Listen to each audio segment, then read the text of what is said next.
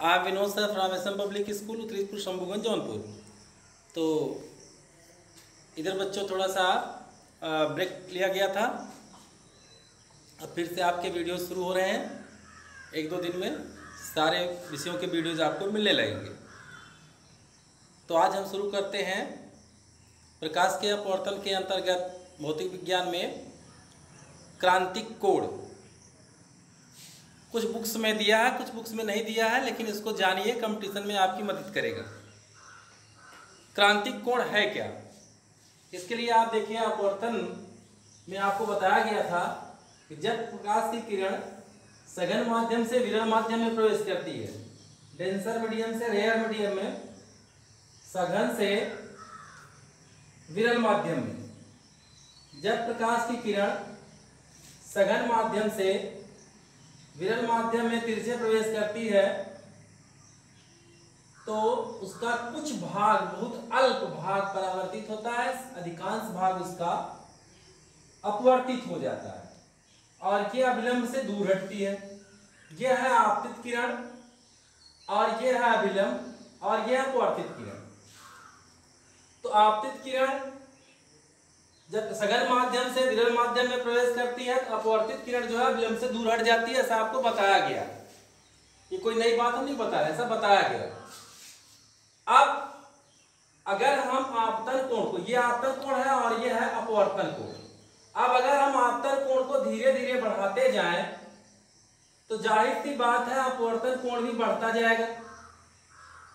जैसे जैसे हम आपतन कोण को बढ़ाते जाएंगे अपवर्तन कोण का मान बढ़ता जाएगा। एक ऐसी स्थिति आ जाएगी, एक ऐसा आपतन कोण हो जाएगा जिसके लिए अपवर्तन कोण का मान 90 डिग्री हो जाएगा। एक ऐसा आपतन कोण अर्थात ये, जिस आपतन कोण के लिए अपवर्तन कोण 90 अंश हो जाए, ये आपतित किरण हो गई और ये आपतन कोण हो गया। जिस आपतन कोण के लिए अपवर्तन कोण 90 अंश हो जाए, यानी ये 90 अंश 90 डिग्री हो जाए, वह आपतन कोण क्रांतिक कोण कहलाता है। तो अब इसकी परिभाषा आप कैसे कहेंगे?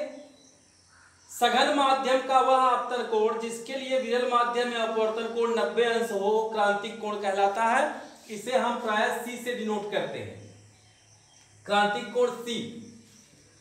अब यहां पर देखिए, ये क्रांतिक कोण थी। अब इसकी परिभाषा क्लियर हो गई होगी। सघन माध्यम का ऐसा आपतन कोण जिसके लिए विरल माध्यम का अपवर्तन कोण 90 अंश हो, तो वह आपतन कोण जो है वो क्रांतिक कोण कहलाता है। तो यह है क्रांतिक कोण। अब इसकी परिभाषा आप नोट कर लें। ऐसा तभी संभव है जब प्रकाश की किरण सघन माध्यम से विरल माध्यम में प्रवेश करे। तो जाहिर सी बात है, सघन माध्यम से जब विरल माध्यम में प्रवेश करेगी तो आपतन कोण छोटा होगा अपवर्तन कोण। तो जब आपतन कोण बढ़ाते जाएंगे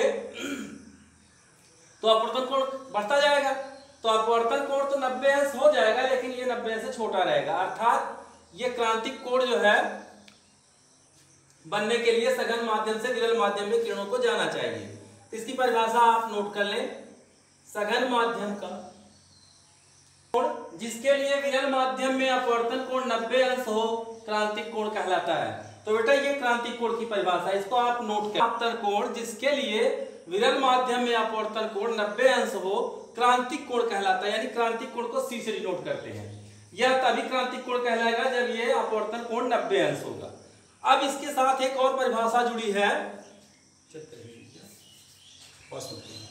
एक और, आप इसको समझ लें तब इसकी परिभाषा लिखाएं। पूर्ण आंतरिक परावर्तन। पूर्ण आंतरिक परावर्तन क्या है, इस बात को समझ लें। अब देखिए भैया, अब अगर हम सघन माध्यम में जो क्रांतिक कोण बना है, ये सघन माध्यम है और ये विरल माध्यम है।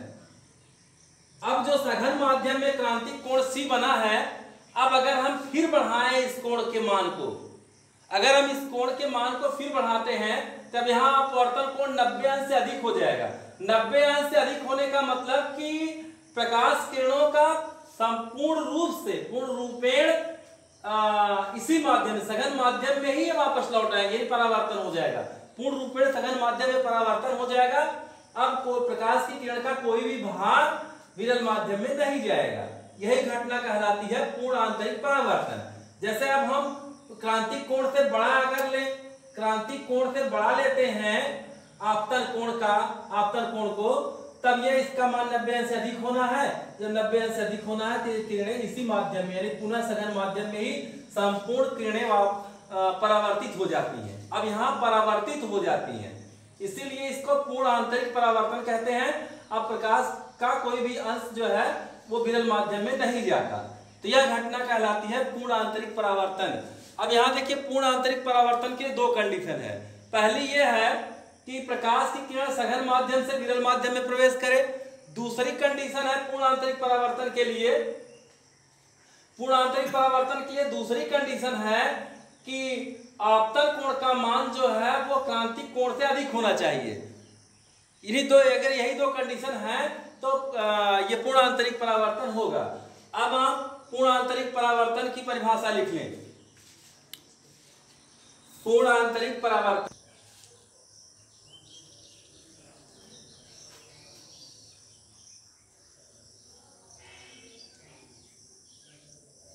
यदि सघन माध्यम में आपतन कोण, यदि सघन माध्यम में जो आपतन कोण का मान है ये C से बड़ा हो जाए क्रांतिक कोण से, अर्थात सघन माध्यम में जो आपतन कोण है वो क्रांतिक कोण से बड़ा हो जाए तो प्रकाश विरल माध्यम में बिल्कुल नहीं जाता, बल्कि सघन माध्यम में उसका परावर्तन हो जाता है, यानी सघन माध्यम में परावर्तित हो जाता है प्रकाश। इसी घटना को हम कहते हैं पूर्ण आंतरिक परावर्तन।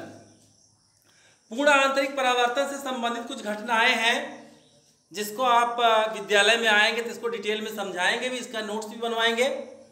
जैसे कांच में पड़ी दरारों का चमकीला होना, जैसे कहीं आप देखिए कांच चटक जाए तो उसकी दरारें चमकीली हो जाती हैं, बहुत चमकती हैं, कांच से ज़्यादा चमकती हैं। कारण उसका जो दरार पड़ती है तो उसमें वायु भर जाती है, तो कांच सघन माध्यम हो जाता है, विरल माध्यम हो जाता है। तो जब तिरछे प्रकाश की किरणें तिरछे प्रवेश करती हैं तो उसमें जो आपतन कोण का मान होता है क्रांतिक कोण से अधिक हो जाता है, तो पूर्ण आंतरिक परावर्तन हो जाता है, जिसके कारण उसका पृष्ठ जो है वो चमकीला दिखाई देने लगता है। इससे संबंधित और भी घटनाएं हैं, जैसे मृग मरीचिका गर्म प्रदेशों की। आप गर्मियों में महसूस करेंगे कि सड़क पर या रेगिस्तानी क्षेत्रों में तो अधिकांश होता है, रेगिस्तानी क्षेत्रों में कुछ दूर देखने पर आपको पेड़ का उल्टा प्रतिबिंब इस प्रकार दिखाई देता है, जैसे आप तालाब के किनारे खड़े हैं। तालाब के किनारे जैसे आप खड़े हैं तो वहां आपको पेड़ की परछाई, पेड़ का जो प्रतिबिंब है वो दिखता है। जैसे कभी आप तालाब के किनारे गए होंगे तो तालाब के किनारे गए होंगे और तो जैसे ये है एक पॉन्ड्स, तालाब है, ये जल है। अब इसके किनारे जो है तालाब के किनारे एक बहुत बड़ा पेड़ है, तालाब के किनारे बहुत बड़ा पेड़ है। तो अब इसमें आप जब देखेंगे तो इसकी परछाई यहां पर उल्टी आपको दिखेगी,